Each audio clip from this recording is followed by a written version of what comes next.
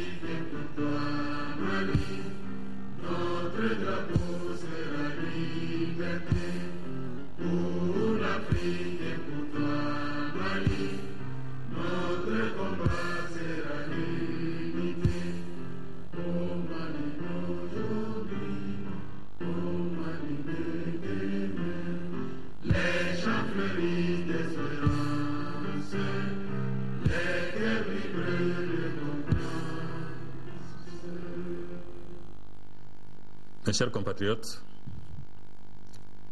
l'histoire des grandes nations offre toujours des jalons pour mesurer le chemin parcouru et ce qui reste à parcourir. Le 26 mars est une de ces dates repères depuis 22 ans, où, fille d'une rupture que personne n'avait souhaitée si violente, la longue quête de nos forces sociales pour le pluralisme a porté ses fruits. C'est cette quête qui est devenue ce que nous appelons désormais notre processus de démocratisation. Processus car il n'y a pas d'achèvement dans la démocratie, qui, comme tout idéal, est à poursuivre et à parfaire. Or, cet idéal, ce sont des hommes qui le poursuivent. Ils le poursuivent dans les limites de leurs attributs, de leurs connaissances et de leur époque. Eux qui ne sont ni au-dessus de l'erreur, ni au-dessus des contingences. D'ailleurs, nulle part, les projets de société ne se sont construits de manière linéaire.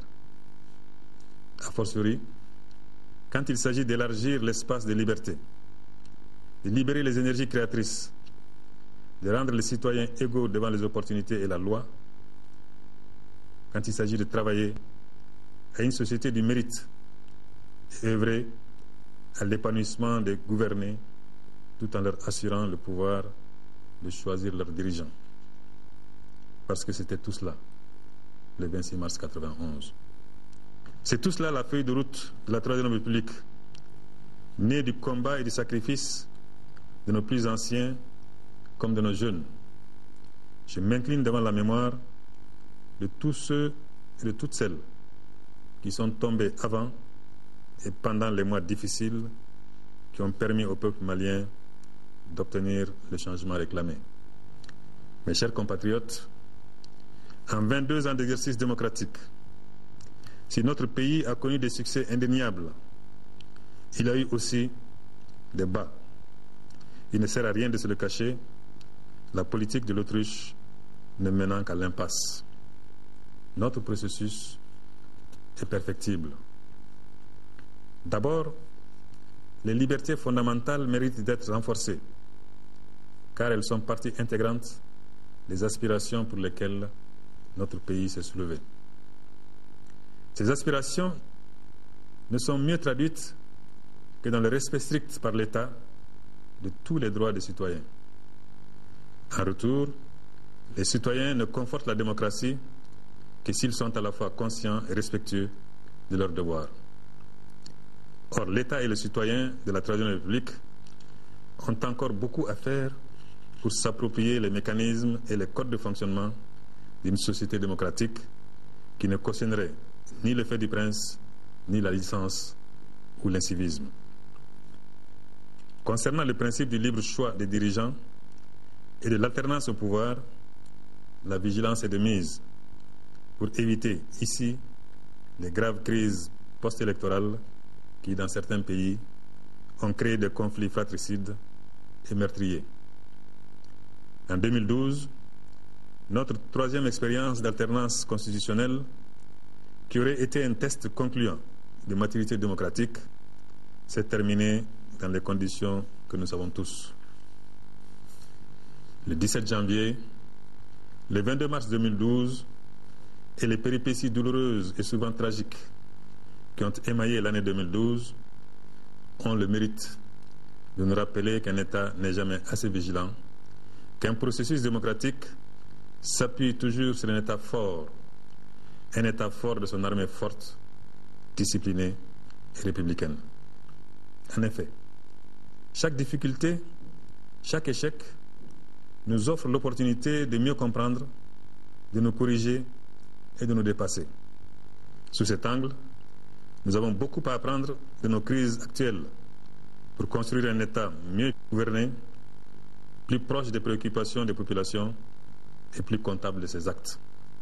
Mais s'ils ont surpris certains et choqué d'autres, les regrettables soubresauts de l'année 2012 ne devraient pas inciter au pessimisme plus que de raison, car le projet démocratique reste pertinent.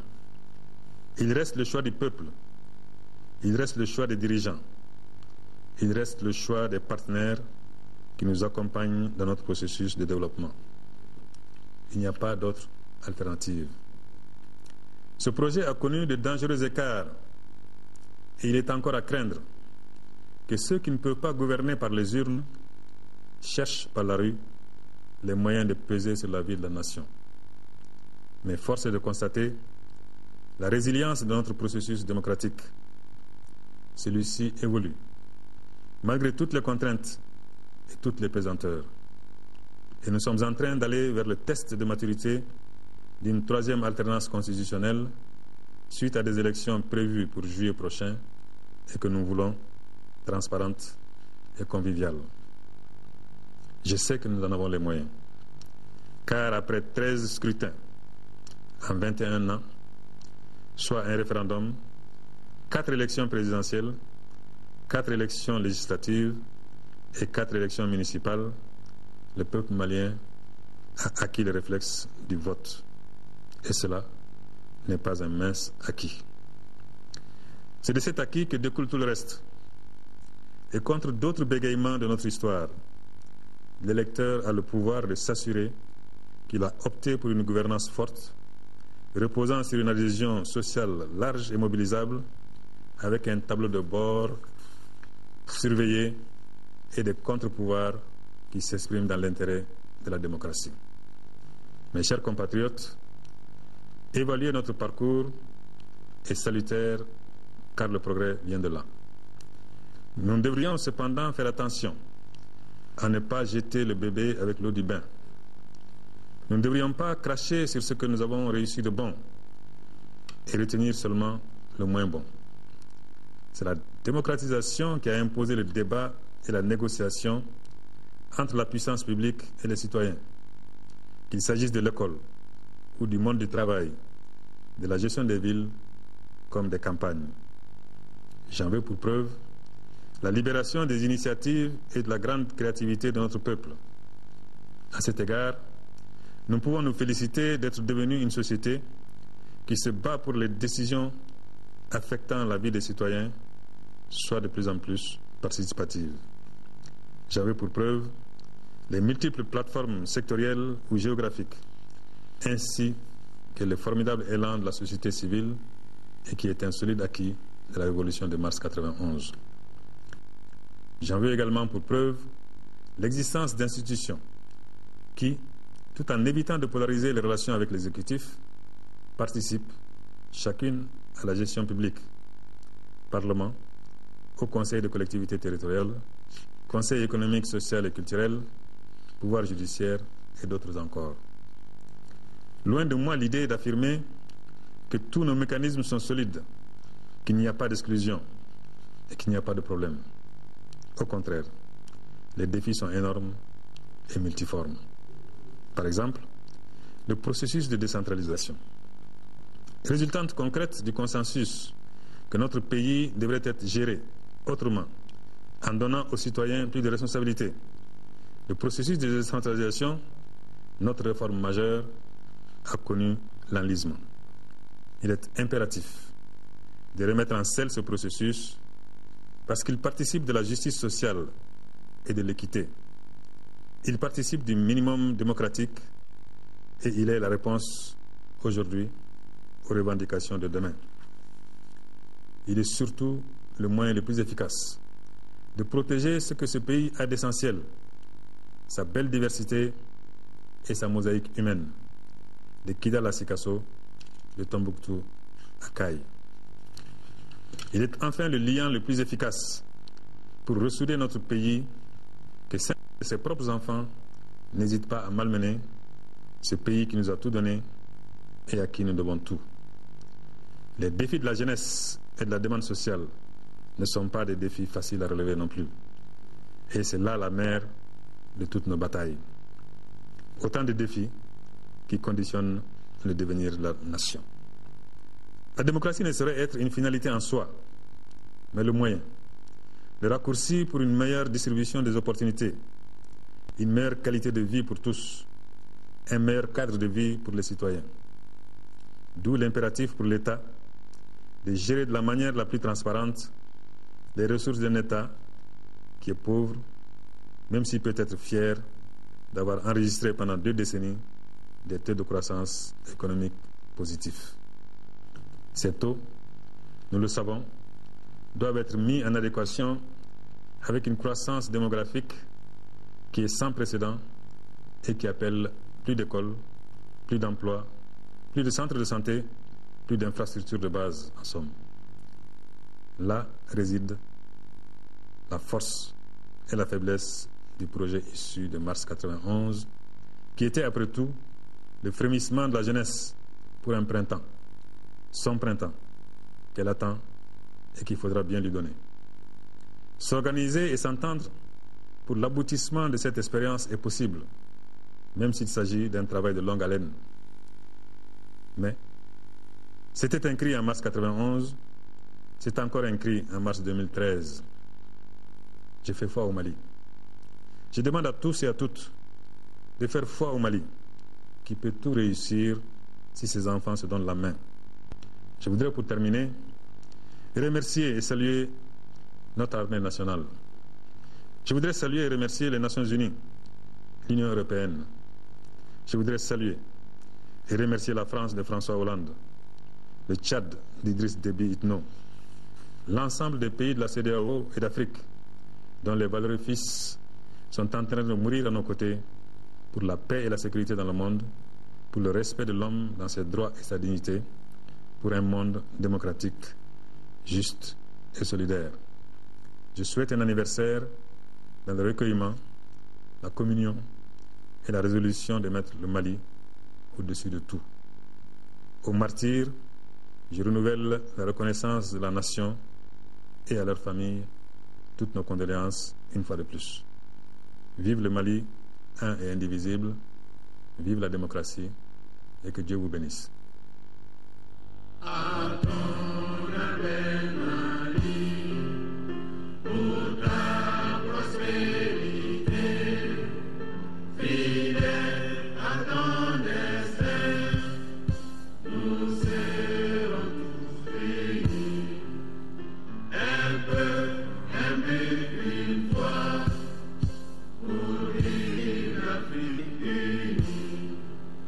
S'il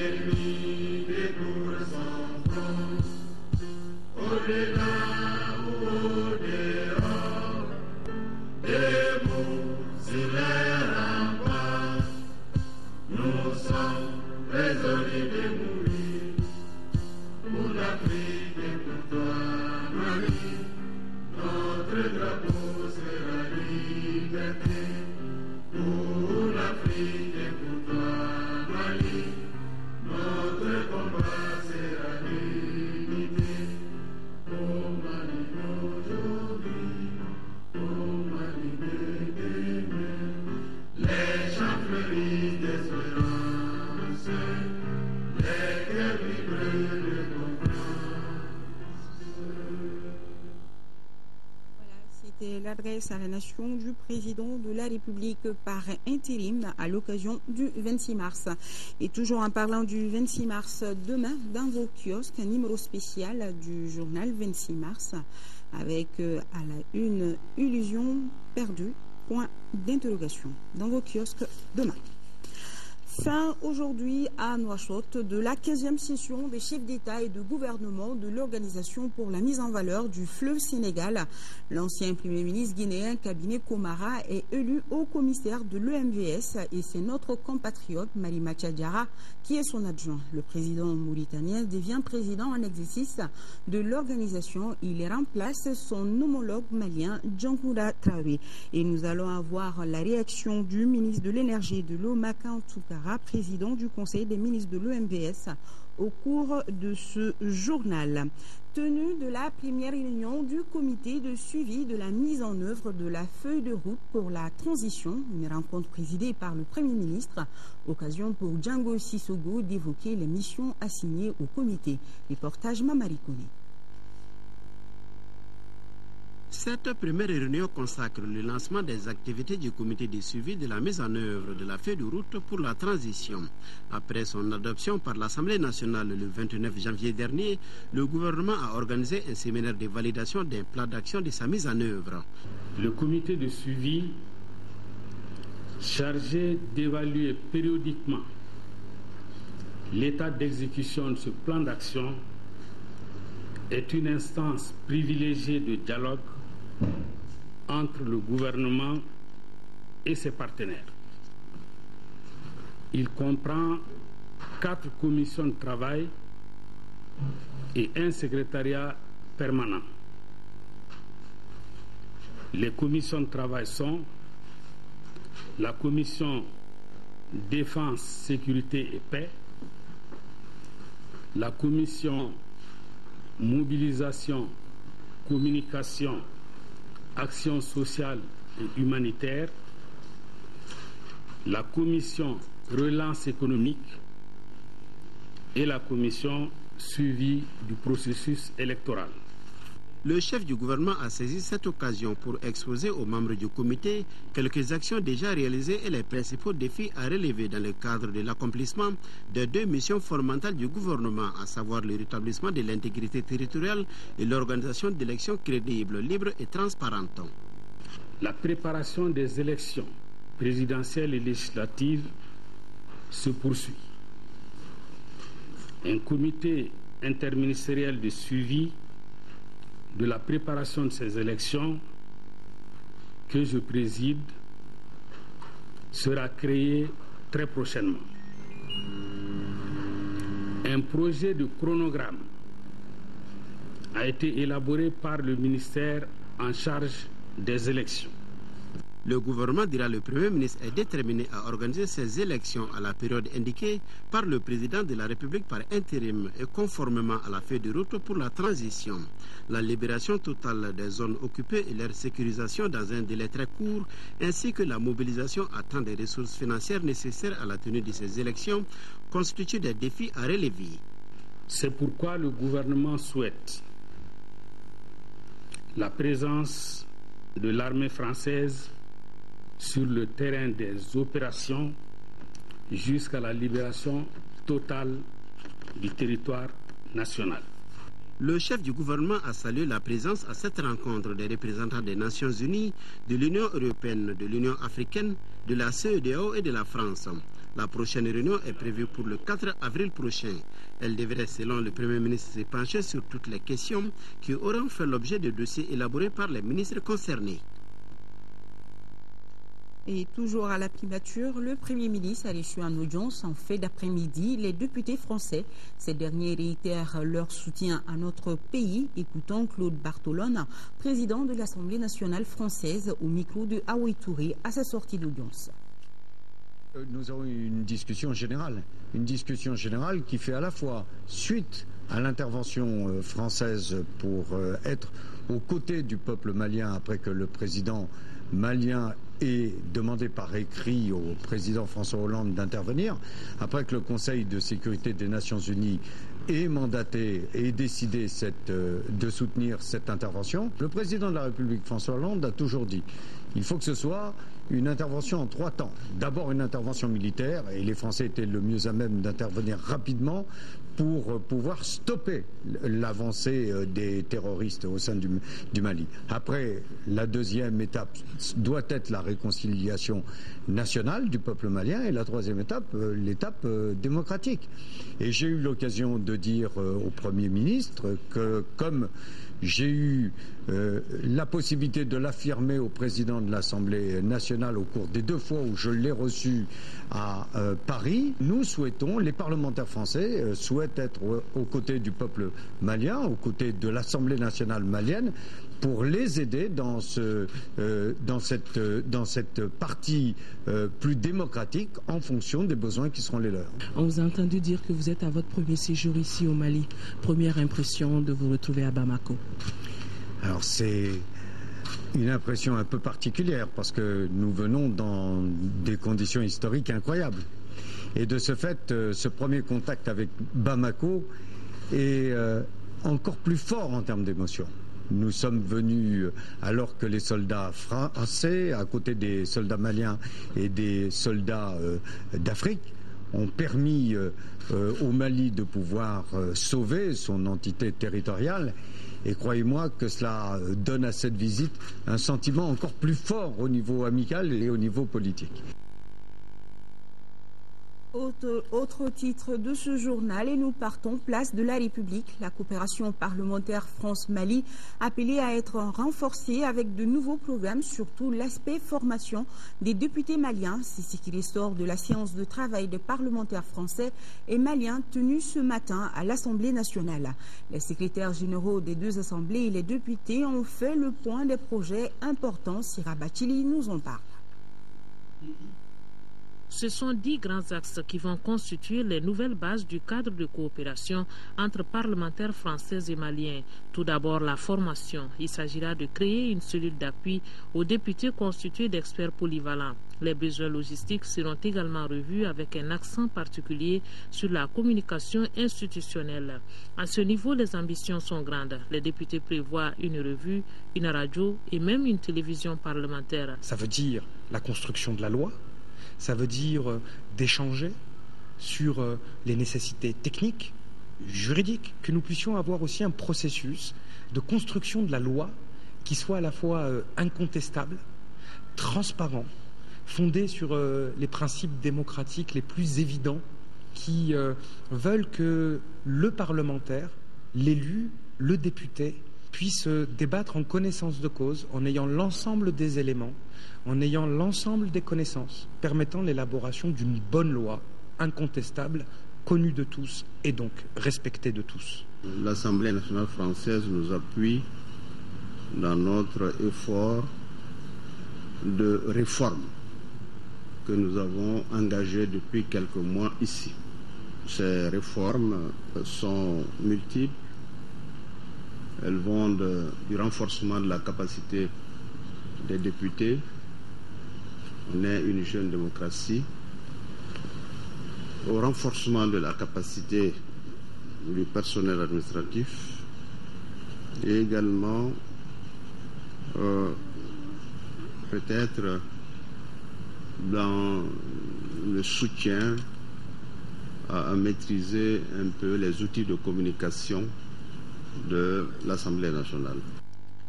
La coopération Mali-France, déjà bien assise, sera renforcée par des voyages d'études. Les parlementaires maliens souhaitent à cet effet assister à des débats à l'Assemblée nationale française.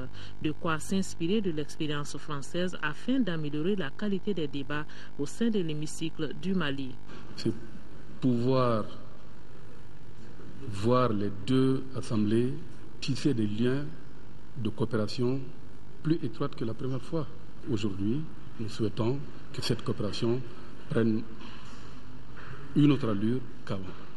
Et même le président Hollande a montré l'exemple, c'est de se déplacer lui-même, et que nous n'avons presque jamais reçu un président de l'Assemblée nationale française, et ça témoigne que tout va au mieux.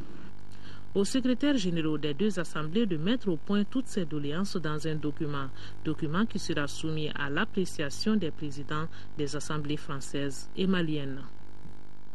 Et nous avons ce communiqué. Le ministre de l'Administration territoriale, de la décentralisation et de l'aménagement du territoire, le colonel Moussa Senko Koulibaly, convie les représentants des partis politiques à une rencontre de concertation qui se tiendra le jeudi 28 mars 2013 à partir de 10h dans la salle de conférence du gouvernorat du district de Bamako. Comment mieux relancer l'appui et le soutien de la Banque mondiale dans le processus du développement socio-économique du Mali? La question est au cœur des consultations sur le projet de stratégie intérimaire de la Banque mondiale pour le Mali 2014-2015. Une rencontre d'experts qui a débuté ce matin. Compte rendu Mahamadou Doumbia. Au cours de ces consultations sur le projet de stratégie intérimaire pour la période 2014-2015 initié par la Banque mondiale pour le Mali, les experts ont planché sur plusieurs modules: la protection du capital humain, le renforcement de la résilience et l'amélioration de l'accès aux services sociaux de base. Ces différents modules font suite à plusieurs constats. Après le coup d'État de mars 2012, la Banque mondiale entend accompagner le Mali pendant cette transition politique afin d'accélérer le redressement dans les régions du nord du Mali. Cet optimisme, mesdames et messieurs, le Mali et les Maliens en ont besoin pour aider le pays à se reconstruire et à l'économie de rebondir. Il explique la reprise rapide de l'aide, mais il n'est pas le seul.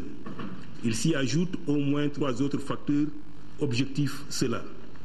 Le premier est que la crise malienne, ses causes et ses conséquences transcendent le Mali. Le deuxième facteur objectif est qu'avant la crise, le Mali avait réalisé des performances économiques globalement satisfaisantes et des résultats sur le plan social admirables.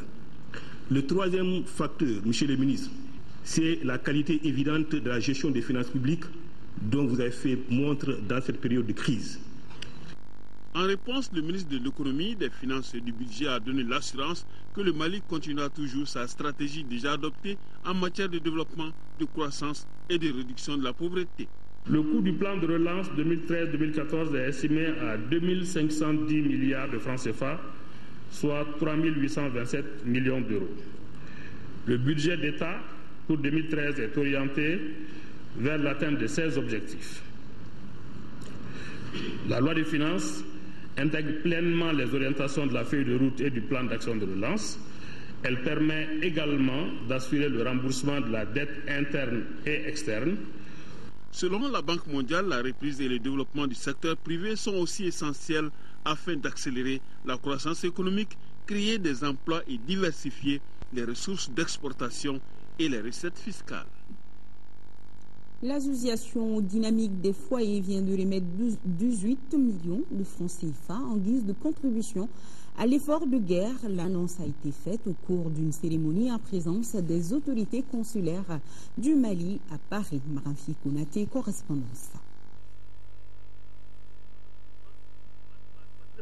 27 808,72 €, soit 18 241 324 francs CFA. C'est le montant collecté par la dynamique des résidents des foyers pour contribuer à l'effort de guerre au Mali. Le président a fait appel à tout le monde, aux Maliens d'abord et aux Maliennes, et ensuite aux amis du Mali, pour qu'on puisse faire face à l'effort de la guerre. Entamer cette action au niveau du foyer Lénin de Tilemont à Montreuil, je ne pense pas avoir effectivement 10 000 €. Aujourd'hui, nous sommes près de 28 000 €. La somme qui vient d'être présentée au vice-consul du Mali à Paris sera remise à main propre au président de la République par une délégation de la dynamique.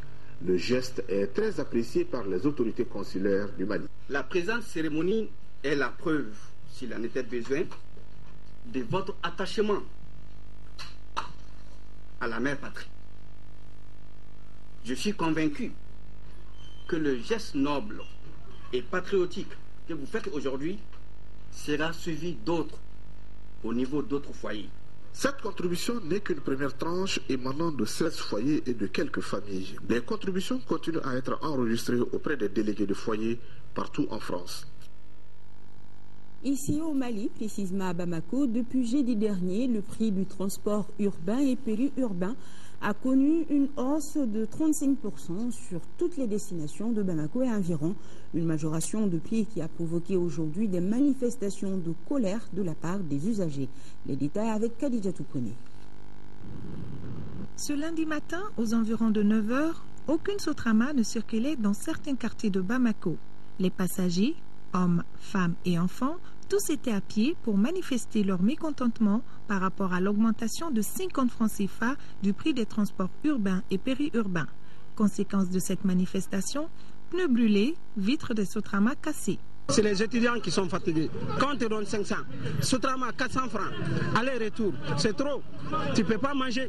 Certains jeunes profitaient de cette situation pour transporter des usagers en moto à des tarifs forfaitaires.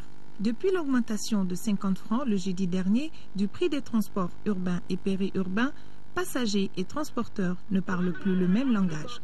Donc, affaire à suivre. Et nous avons un communiqué du gouvernement par rapport à cette situation sur l'instruction du Premier ministre, chef du gouvernement. Les ministres de l'économie, des finances et du budget, de la sécurité intérieure et de la protection civile, de l'équipement et des transports, du commerce et de l'industrie ont rencontré d'une part le Conseil malien des chargeurs, le Conseil malien des transporteurs routiers et les syndicats des transporteurs et d'autre part les associations de consommateurs. Les dites rencontres ont porté sur l'augmentation des prix des transports envisagés par les transporteurs. Les ministres ont expliqué aux deux parties que le gouvernement reconnaît le bien fondé de la hausse des prix envisagés. Toutefois, le gouvernement souhaite que l'ampleur de la dite hausse soit préalablement discutée avec lui avant son application. Aussi, le gouvernement remercie-t-il les transporteurs d'avoir accepté de surseoir à l'augmentation des prix en attendant la fin des discussions. Par ailleurs, le gouvernement demande aux usagers et à la population en général de garder leur calme et de laisser circuler librement les véhicules de transport en commun. Cérémonie de remise de vivres aux veuves blessées de guerre, c'était à l'occasion de la 4e édition du devoir vis-à-vis de la nation. Les dons viennent de la marraine de l'édition, Madame Simparan Sarah Traoré. La remise est une initiative de IDS Communication qui a aussi remis un diplôme de reconnaissance à l'ERTM. Reportage Fadem Bakita. C'est un soutien de plus aux blessés de guerre. Ils viennent de recevoir 10 tonnes de riz, 20 cartons d'huile pour un coût total d'environ 5 millions de francs CFA. Ces produits alimentaires sont l'œuvre d'une opératrice économique, Mme Sempara Saran Traoré. La remise des dons s'inscrit dans le cadre de la 4e édition du devoir vis-à-vis de la nation de l'agence IDS Communication. Pour la donatrice, cet appui aux blessés de guerre est tout simplement un devoir. Madame Sempara Saran Traoré, marraine de la 4e édition du devoir vis-à-vis de la nation, appelle à une mobilisation autour de la vaillante armée pour réussir le pari de la chasse des terroristes. Je saisis les vertus du devoir vis-à-vis de la nation pour faire ces dons aux veuves et orphelins des victimes de la guerre. S'il s'agit ainsi de répondre à l'appel solennel du président par intérim et de tout le gouvernement de soutenir nos forces armées et de sécurité pour recouvrer l'intégralité du territoire national. Sarah a beaucoup fait pour notre armée. Elle a donné beaucoup de riz et beaucoup de choses aussi. On cherche toujours pour trouver quelqu'un qui aide notre armée. Je suis très content d'être aujourd'hui le parrain. Au cours de la cérémonie, un diplôme de reconnaissance a été décerné à l'ORTM, l'Office de radiodiffusion télévision du Mali, pour son soutien à l'initiative Devoir vis-à-vis de la nation. Et merci au nom de l'ERTM. Point de presse de l'Association pour la consolidation de la paix, le développement, la promotion et la protection des droits humains. Objectif, informer et sensibiliser les populations sur les droits humains. Abdul Karim Kaba. Tous les hommes naissent libres et égaux en droit et en dignité, dit-on. Cependant, en ce 21e siècle, encore, l'esclavage n'a pas disparu. Par exemple, au nord du Mali, on assiste à des pratiques du genre. Les témoignages de ces deux personnes dont les filles ont été enlevées en est une preuve palpable. Les enfants ainsi enlevés subissent toutes sortes de tortures. Les esclaves, bien que n'étant plus achetés ou vendus, sont sous la domination du maître, de la famille, de la fraction au village et de la tribu des maîtres. Ils sont nés esclaves par la mère et le demeurent éternellement. L'association Temet, qui a vocation de plaider pour l'éradication de l'esclavage, pense que le dialogue est un moyen efficace pour lutter contre cette pratique inacceptable. Temet demeure toujours disponible pour joindre sa voix à ceux ou celles pour qui la paix est un comportement transversal sans lequel aucune vie en commun n'est possible, encore moins un épanouissement individuel ou collectif. La restauration de l'autorité de l'État ne doit plus être un vain mot. Désormais, elle doit devenir la raison d'être de chaque Malien. Le contraire, c'est se mettre le doigt dans l'œil. Les communautés victimes doivent être protégées et l'association à elle seule ne peut en venir à bout. Il faut donc l'effort conjugué de tous les Maliens. La Fondation Raoul Folero fête ses 60 ans. Pour célébrer cette date, un hommage a été rendu au premier président de l'association, Feu Ali Cissé. Adama Koulibaly, reportage. De l'association malienne Raoul Folero, accompagné par ceux des associations maliennes des personnes handicapées, dans le cadre de la célébration de la Journée mondiale des lépreux, la 60e, rendre hommage à Ali Cissé, un homme qui a passé sa vie avec le souci de protéger les pauvres, les faibles, surtout les personnes malades de la lèpre. Plein de témoignages ont été faits lors de cette cérémonie sur l'homme qui nous a quittés il y a tout juste un an. Cette année, en raison de la crise sans précédent que traverse notre pays, pour ne garder que le symbole, nous avons décidé de rendre un hommage mérité au doyen Ali Cissé, un grand homme, un patriote émérite, un humaniste qui consacra, comme Raoul Folero, à l'échelle du Mali, toute sa vie au service des autres. L'homme était grand, grand parmi les grands et modeste. Et c'est pourquoi je garde de lui un souvenir impérissable. Nombreuses sont les personnalités qui ont salué les qualités de Feu Ali Cissé. Soumana Sako, ex-premier ministre qui a été son étudiant, dit que le Mali est à la recherche d'un responsable qui pourrait l'imiter. Au Mali, nous avons eu la chance, en tant que peuple, d'avoir des grands hommes qui ont fait leur temps, qui ont apporté leur bien à l'édification de la nation, de la société, et de l'économie, de l'État. Et parmi ces grands hommes, il y a naturellement le ministre Ali Cissé. Ceux qui l'ont côtoyé se proposent de mettre en place une fondation en son nom pour l'immortaliser. À Bougouni, tenue de la première réunion du conseil de gestion du centre de santé de référence du Cercle, le conseil a validé le bilan des activités de 2012 et les plans opérationnels de 2014. Les explications, c'est avec Mahamadou Sambamaïga. Dans le cadre de la mise en œuvre des activités du district sanitaire de Bougouni, la tenue de la réunion du conseil de gestion constitue un élément fondamental dont la réalisation est nécessaire à plus d'un titre. C'est ainsi que chaque année, l'équipe cadre du district sanitaire et l'ensemble de ses partenaires élaborent les différents outils utiles pour la tenue de cette activité. Il s'agit entre autres des bilans et les plans opérationnels qui permettent à l'ensemble des acteurs de comprendre le processus de planification des activités, les résultats obtenus, les contraintes et les défis du district sanitaire. La tenue de ce premier conseil s'inscrit dans un cadre marqué par la participation des collectivités décentralisées. D'abord, ce sont les militaires qui ouvrent le score à la 12e minute. Le capitaine des jeunes, Ibrahim Adjabaté, d'une reprise de volée, a marqué le premier but de la partie. Cette joie ne dure pas longtemps. 3 minutes après, soit à la 15e minute, la réplique des Blancs s'est fait sentir. Mamadou Koulibaly met les pendules à l'heure. Un but partout, résultat après les premières 45 minutes. 12 minutes après la reprise, l'arbitre Boubou Traoré accorde un penalty au stade malien de Bamako suite à cette faute sur Omar Koné dans la surface. Abdoulaye Sissoko transforme la sentence. 4 minutes après l'instruction de ce but, Adama Traoré égalise pour l'USFAS. Le stade malien de Bamako dominateur a face à lui des militaires résistants.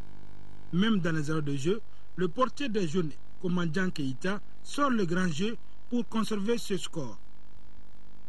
2 buts partout, résultat final entre l'USFAS qui cherche à quitter la zone rouge et le Stade Malien de Bamako, premier au classement.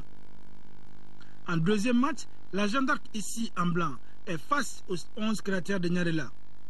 La première période ne donne pas grand-chose, 0-0. 1 minute seulement après la reprise, la vieille dame ouvre le score. Suite à un corner tiré par Alpha Omar Konaté, de la tête, Abdoulaye Kanouté met le ballon au fond des filets de créateurs. Après ce but, la GIA défend presque à 11 et procède par des contres. À force de pousser avec de nombreuses initiatives, les jeunes de Nyarela établissent la parité par Mohamed Sissi, entré au cours de jeu. C'était à la 90e minute. Les temps d'arrêt ne changeront rien au tableau d'affichage. 1-1, score final entre la Jeanne d'Arc et le 11 créateurs de Nyarela. Voilà, beaucoup de joie. Et un mot de la CAN Junior Algérie 2013. Le Mali joue demain sa 4e demi-finale de championnat d'Afrique des Nations à Oran face au Ghana. Les juniors maliens préparent ce rendez-vous avec la plus grande concentration pour bien négocier ce virage. Retrouvons nos envoyés spéciaux en Algérie, Ousmane Dao et Mamadou Silibé. Oubliez les rencontres de poule en tirant tous les enseignements pour faire face à cette demi-finale. Tel est le mot d'ordre du groupe pour bien négocier la partie. Ma force, c'est le groupe. Mentalement, les jeunes sont préparés pour ça. C'est pas moi ma force, hein. C'est le groupe qui est ma force. Sur ce plan, ils sont prêts pour ça. Il n'y a pas de blessés, il n'y a rien. Notre premier objectif, c'est fini. L'adversaire du jour est d'un autre calibre par rapport aux équipes que nous avons rencontrées jusque-là, car habitué des grandes compétitions avec néanmoins ses forces et ses faiblesses. À cela ne tienne, la formation malienne mettra tout en œuvre pour faire plier le Ghana afin de jouer sa première finale dans la catégorie junior en dépit de la psychose des pertes de demi-finale que notre pays a l'habitude d'essuyer.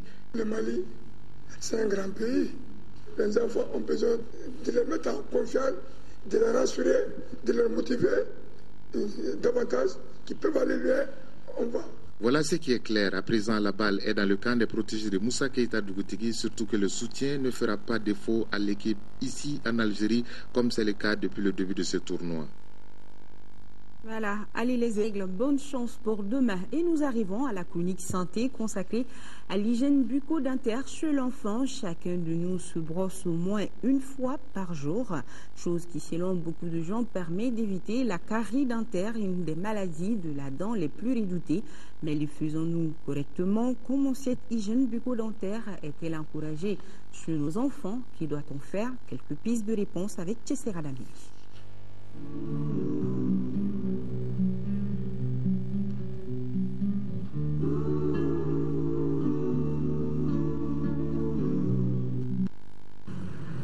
L'hygiène de la bouche et des dents n'est pas l'affaire des seuls adultes. Chez l'enfant, elle s'impose dès l'apparition des premières dents de lait qui peuvent aussi être victimes de caries.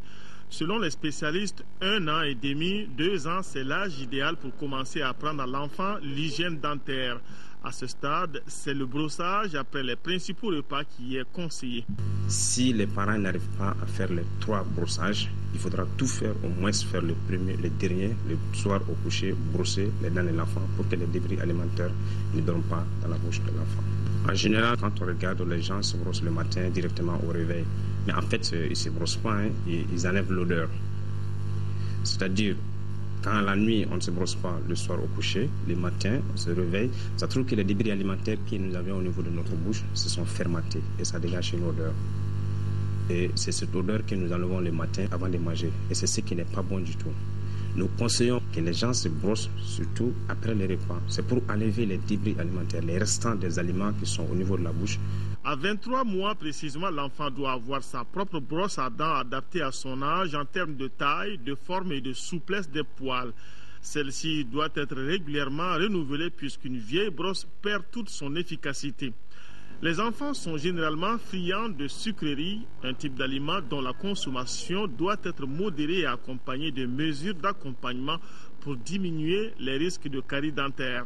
En gros, les aliments sucrés exposent l'enfant à développer plus la carie dentaire. Il s'agit entre autres de bonbons, du chewing-gum, des chocolats et d'autres produits sucrés. Même l'utilisation du sucre blanc dans ce que nous consommons, comme le gingembre, les dablini et autres. Mais si les dents de l'enfant sont déjà détériorées, il est conseillé de l'accompagner dans une structure sanitaire adaptée. Même si l'enfant n'a pas mal à la dent, croire que les dents de lait caries seront remplacées obligatoirement sans dommage par des dents permanentes est une erreur. Dès qu'il y a déjà les taches noires, dès qu'en dehors des taches noires, il peut y avoir même des mauvaises positions des dents, c'est-à-dire que les dents peuvent ne pas être en bonne position. Tout ça, ce sont des pathologies, ou bien les dents même perdent d'autres colorations. L'enfant n'a pas mal en tant que tel, mais ça, c'est déjà des pathologies auxquelles il faut faire attention. Il est conseillé que les parents amènent les enfants, même avec ces différentes pathologies, sans douleur. Dans l'apprentissage, le jeune enfant ne sait pas cracher le dentifrice qu'il utilise. Il est donc conseillé de ne pas en mettre trop, pas plus que la taille d'un pois. Par ailleurs, il faut faire attention aux dentifrices contrefaits ou périmés. Même ceux qui ne le sont pas ne devraient pas être exposés au soleil pour garder toute leur efficacité.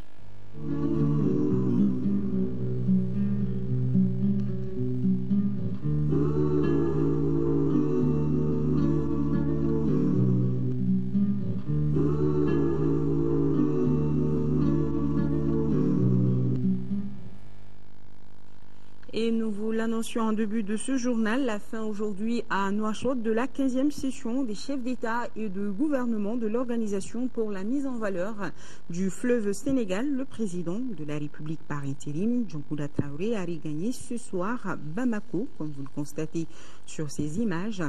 Et pour rappel, l'ancien Premier ministre guinéen Cabinet Komara est élu haut commissaire de l'OMVS et c'est notre compatriote Marie Mathiadjara qui est son adjoint. Et nous allons retrouver le compte-rendu de nos envoyés spéciaux Sori Ibrahim Traoré et Sori Ibrahim Keita et Aboubakar Traoré demain dans nos éditions de demain. Voilà, le président à son arrivée à l'aéroport de Bamako, c'est nous. Le président qui a pris part à la 15e session des chefs d'État et de gouvernement de l'Organisation pour la mise en valeur du fleuve Sénégal. Et ce journal est terminé. Merci à tous ceux qui l'ont préparé et grand merci à vous qui l'avez suivi en notre compagnie. Demain, les éditions matinales seront présentées par Aïssata Ibrahim Maïga. Tout le plaisir sera pour moi de vous retrouver pour celle du soir. Bonsoir à tous.